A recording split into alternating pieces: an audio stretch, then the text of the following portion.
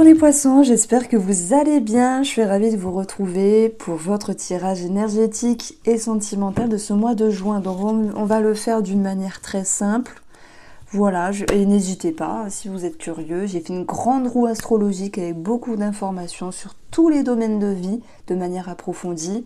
Pour la première quinzaine de juin, tout est indiqué en barre d'infos. Alors les poissons, je me concentre sur vous.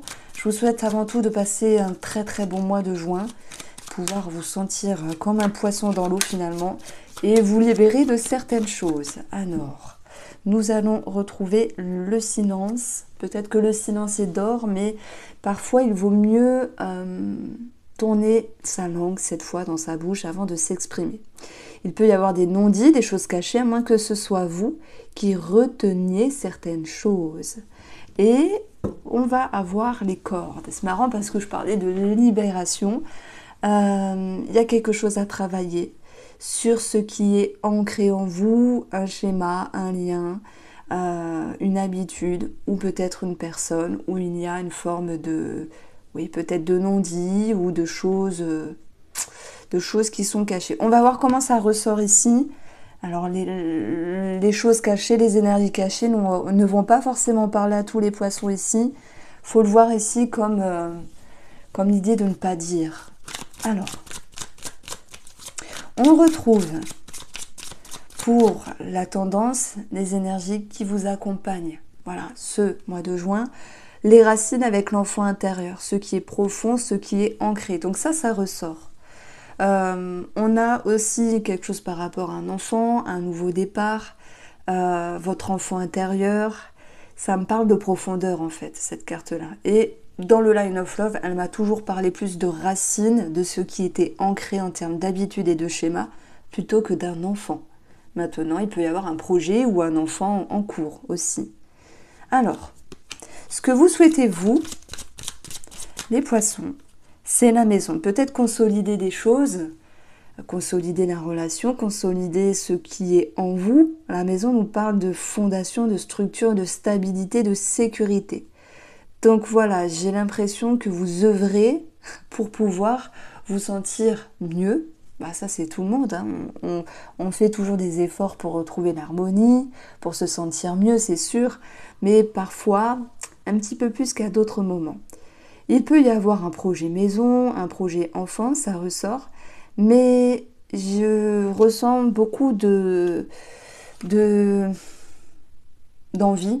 de se sentir stable, en sécurité. Ça me parle beaucoup de sécurité, hein. Ça peut être financière, ça peut être vous, avec votre amour-propre, ce que vous travaillez en lien avec le développement personnel. Ça peut être la sécurité dans une relation aussi, hein. L'envie de se sécuriser. Alors, sur le plan émotionnel, on a l'espoir, on a l'étoile. Cette carte nous dit beaucoup de choses. Sérénité, confiance, être guidé. Elle nous parle aussi de vouloir y voir plus clair, mais je pense plutôt qu'il s'agit ici de retrouver une paix intérieure, de retrouver une libération. S'il y avait une crainte par rapport à quelque chose que vous viviez, ou une énergie partagée avec une personne ici, ça me parle de paix retrouvée et de se sentir à nouveau en confiance et aussi dans la sécurité. Donc on approfondit ici. Vous voyez, il peut y avoir un projet maison ici qui peut se réaliser, projet enfant également. On retrouve la carte de l'homme et la carte des plaisirs. Alors là, oui, l'homme, ça nous parle d'un homme, ou si c'est vous qui êtes cet homme. On a aussi dans l'énergie de l'homme l'action avec voilà, la référence à la planète Mars, l'ambition, la confiance, la détermination, tous les poissons qui se sont un petit peu oubliés, qui se sont mis de côté ces derniers temps, vont pouvoir à nouveau se retrouver, se faire plaisir, s'accueillir soi-même et prendre soin de soi, parce que ça c'est important.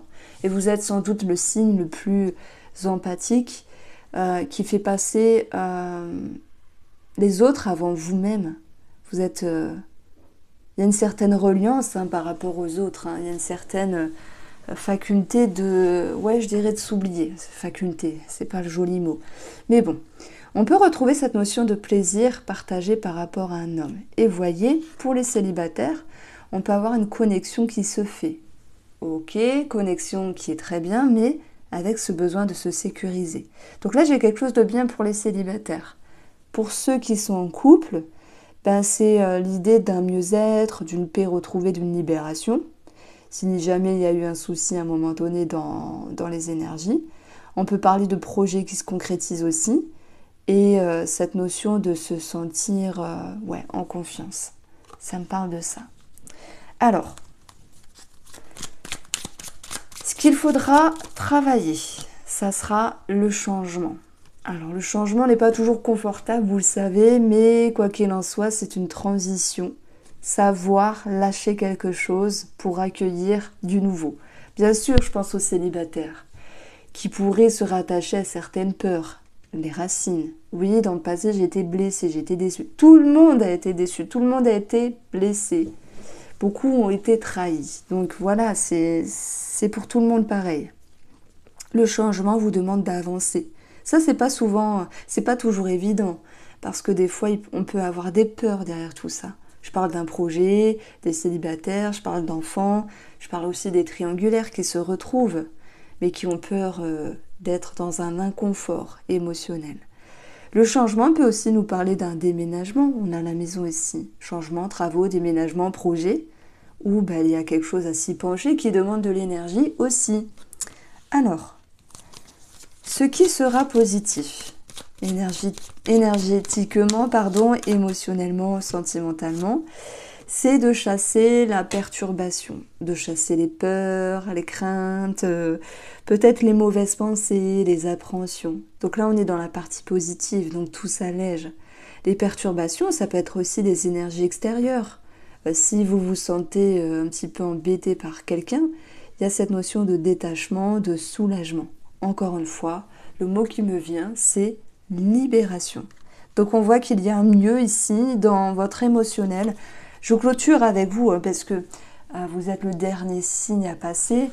Il y a juste avant, j'ai fait un signe, c'était la cata. Mais voilà, on a tenu bon. Mais vous, c'est léger, c'est fluide. Il y a des concrétisations et des projets.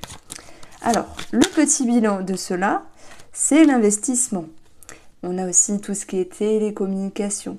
Donc je prends l'exemple pour les célibataires, continuer à se comprendre l'autre, s'ouvrir. Bien sûr, je parle dans le cas où il y a une personne autour de vous. Pour les couples, c'est s'investir dans ce projet-là, quel qu'il soit, s'investir ensemble et continuer de bâtir et de construire. Pour les triangulaires, c'est, je dirais, la compréhension de ses émotions par rapport à la position de cette tierce relation qui n'est pas toujours confortable, bien sûr. Alors, on peaufine avec l'oracle Yoli Lune. Tous les oracles sont indiqués dans la barre d'information.